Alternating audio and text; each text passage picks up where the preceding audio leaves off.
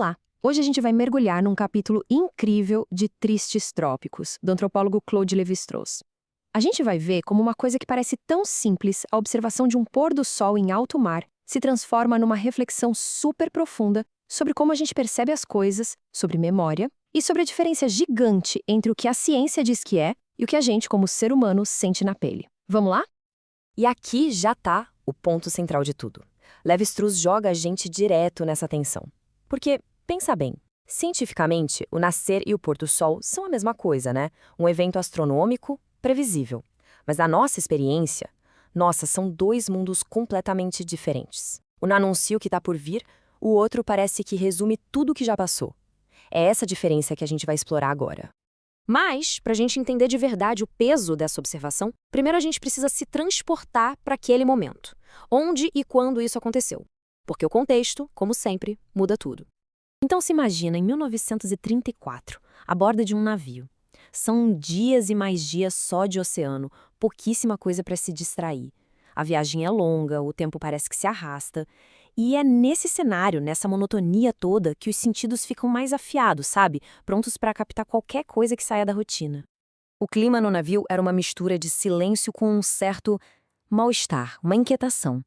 O próprio Lévi-Strauss descreve isso como o palco perfeito para um evento que finalmente pudesse quebrar aquela mesmice. Existia uma expectativa no ar, mesmo que ninguém percebesse direito. E aí o tal evento acontece. E não é só o sol descendo no horizonte, não. O que se desenrola ali é um verdadeiro espetáculo no céu, bem diante dos olhos de quem estava observando. 5h40 da tarde, para ser exato. Lévi-Strauss anota a hora com a precisão de um cientista, mas o que ele vai descrever em seguida, é a alma de um poeta falando. Essa marcação do tempo dá até uma sensação de urgência, como se o espetáculo estivesse com hora marcada para começar. E o que ele vê não é só uma mudança de cor, ele vê uma construção. O céu não está só mudando, ele está sendo, de alguma forma, construído peça por peça, como se fosse uma grande obra de arquitetura que dura só alguns instantes. E a análise que o Lévi-Strauss faz é muito interessante. Ele não descreve o pôr do sol como uma coisa só, contínua. Ele divide tudo em 3 atos bem distintos, como se fosse uma peça de teatro acontecendo ali no céu. Primeiro, vem a fase do arquiteto, onde a forma é o que mais importa. Depois, a do pintor, que é quando a cor invade tudo. E por último, o epílogo, que é a consequência de tudo que aconteceu antes. Vamos ver cada um desses atos. No primeiro ato, olha só as palavras que ele usa. São palavras que remetem à solidez, à estrutura. Andaimes, pirâmides, fetos petrificados. Ele está descrevendo nuvens e luz, mas usando uma linguagem de escultura, de arquitetura. Ele está dando peso e forma para uma coisa que, por natureza, não tem. Agora, no segundo ato, a estrutura começa a dar espaço para a cor. Mas mesmo aqui ele percebe nitidez, precisão e rigidez. Ou seja, não é só uma mancha de cor disforme. É uma rede super complexa, detalhada, onde cada fiozinho de cor parece ter um propósito. E as cores que ele vê não são as cores óbvias de um pôr do sol. Ele identifica tons muito específicos, cor de camarão, salmão, tilha, palha. Isso mostra um nível de atenção ao detalhe que transforma a simples observação num tipo de catalogação poética, uma paleta de cores totalmente inesperada. No ato final, o drama chega no seu ponto mais alto. A luz direta do sol some e o que sobra é uma verdadeira batalha de cores. Um verde pálido que luta contra outros tons. Não é uma transição suave, é um conflito, uma disputa para ver quem domina o céu.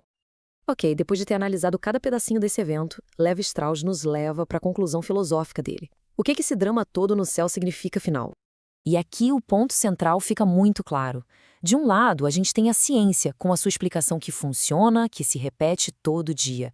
Do outro, a experiência humana, que transforma exatamente o mesmo evento numa história única, com heróis, vilões, vitórias e derrotas. Para quem observa, nenhum pôr do sol é igual ao outro. Nunca.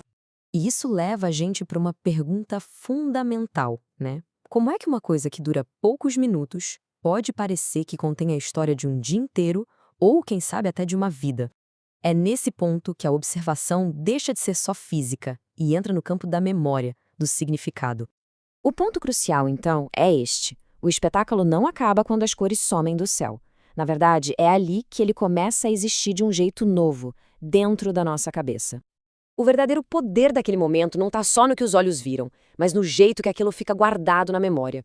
É a memória que transforma o evento de um fenômeno da física em uma experiência com significado. E aqui está a chave de tudo. O prazer de lembrar não vem de uma repetição exata do que aconteceu. Ninguém lembra de cada detalhe como se fosse uma foto. O que a gente lembra é a essência, a emoção, a história que a nossa mente criou a partir daquele evento. E para fechar, essa citação resume tudo perfeitamente. O pôr do sol se torna um resumo simbólico do dia inteiro. Todas as lutas, as pequenas vitórias, os desafios que rolaram ao longo de 12 horas, tudo isso é comprimido naquele breve espetáculo de luz e cor. Não é só o fim de um dia, é a memória condensada do próprio dia. E talvez essa seja a grande função desses momentos. Dá pra gente um jeito de lembrar não só o que a gente viu, mas o que a gente viveu.